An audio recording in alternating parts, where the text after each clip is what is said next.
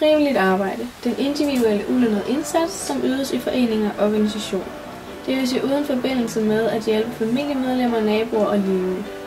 Det frivillige arbejde eksisterer inden for kultur og folkeoplysning, idræt og miljø samt på det mellemfolkelige, humanitære, sociale og kirkelige område. Så skal jeg bruge 4 personer til et frivilligt køkkenvagt her, ja. 4 personer. Hurtigt, kom. Ja. Jeg skal have 4 personer, og dem skal jeg have nu. Yes. Til i aften. Godt. Der. Og herovre. Tak for det. Jeg synes frivilligt arbejde det er rigtig godt. Og jeg beundrer folk, der laver frivilligt arbejde. Frivilligt arbejde, synes jeg er en god ting, fordi så, du hjælper andre uden at få løn for det. Så viser det egentlig bare, at du gerne vil andre noget, uden at skulle have noget for det. Så, ja. Jeg laver frivilligt arbejde, og jeg er håndbolddommer, og jeg har også trænet håndboldpiger U10. Og det er det, jeg laver af frivilligt arbejde, og jeg synes, det er fedt.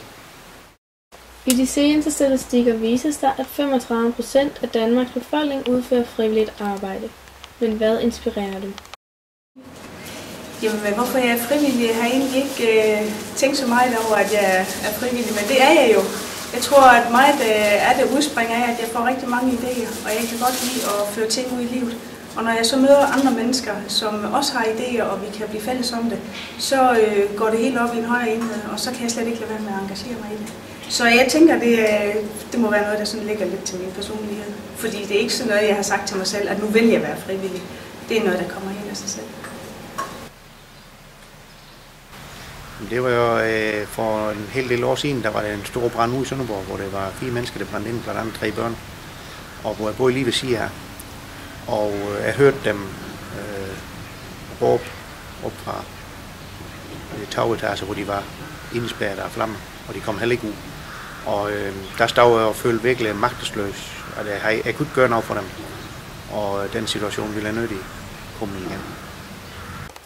De hyppigste områder for frivilligt arbejde er inden for kultur, idræt og fritidsområdet. Men hvad er det for noget arbejde, de laver?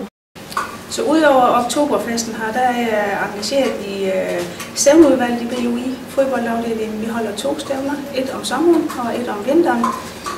Og derudover så er jeg med i en forældregruppe på min søns hold, og der laver vi årligt en tur, satser vi på i hvert fald, og så laver vi årligt også et socialt arrangement. Frivilligt arbejde har mange forskellige definitioner, alt afhængig af, hvem der udtaler sig.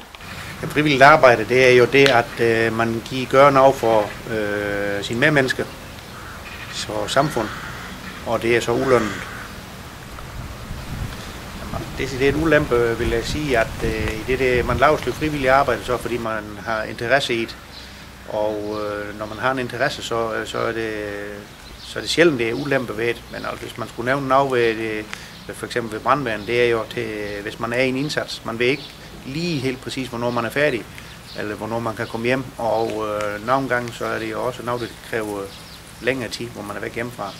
Hvor vi har for eksempel for en del år siden en brand på losseplads, det gik jo 2 dage. Frivilligt arbejde er gennem årene blevet påvirket af kulturens gang. Færre frivillige stiller sig til rådighed de forskellige foreninger. Om dette skyldes dovenskab og grådighed, eller bare for lidt tid i hverdagen er en vurderingssag.